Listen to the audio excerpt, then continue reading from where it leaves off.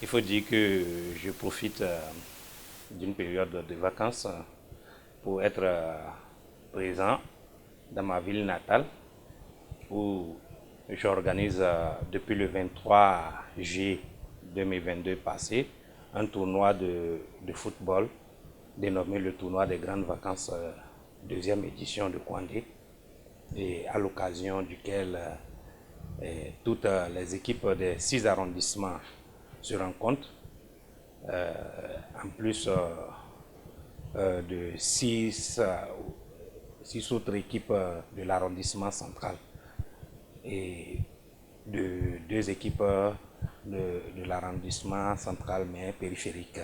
Donc au total, un tournoi que nous organisons avec 13 équipes que nous avons commencé depuis le 23 juillet.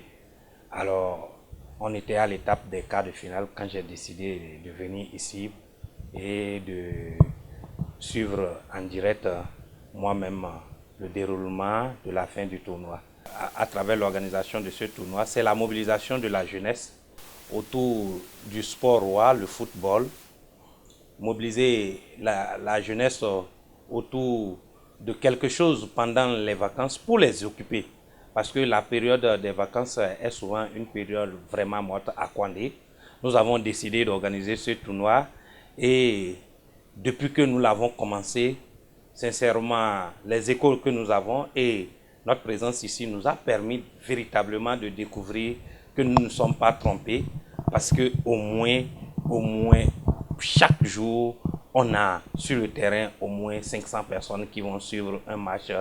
C'est une fierté pour nous de voir toute cette jeunesse mobilisée autour du sport qu'elle aime franchement.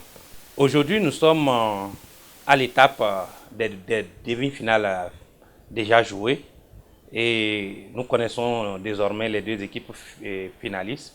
Il s'agit de l'équipe de Borekou qui s'est défaite de celle de Guilmarou par 3-2 et de l'équipe de Chabikouma qui a remporté sa demi-finale contre Orukayo après une longue série de tirs au but. Donc actuellement, ça veut dire demain, nous aurons un match de classement entre l'équipe de Guilmarou contre l'équipe de Orukayo avant la grande finale le samedi 3 prochain entre Borekou et Chabikouma. Ce sera à 15h au terrain d'arrondissement de Kouandé.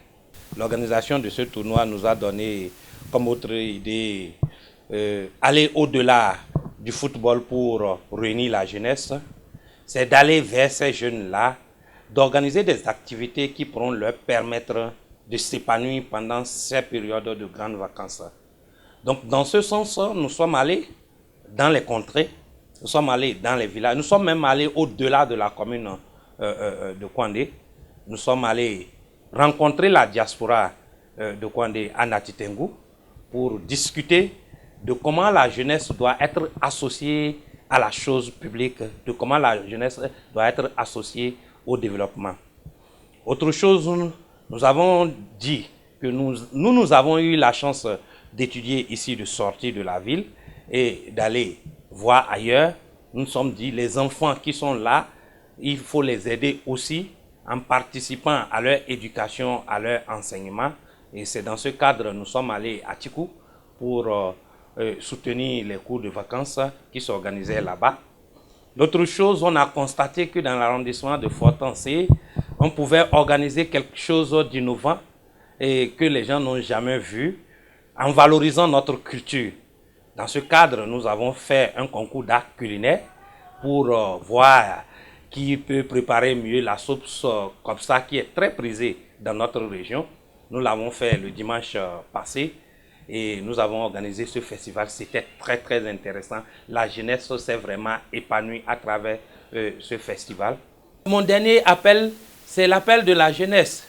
C'est d'être avec nous, comme nous essayons d'être avec eux, pour que ensemble nous puissions participer au développement de notre commune. Parce que sans la jeunesse, on ne peut pas construire une nation, on ne peut pas construire une commune. C'est dans ce cadre que nous sommes là. L'idée du tournoi nous a permis de savoir que, au-delà du football, on peut trouver des formules pour mieux réunir la jeunesse, pour l'épanouir et pour lui permettre d'assumer ses responsabilités.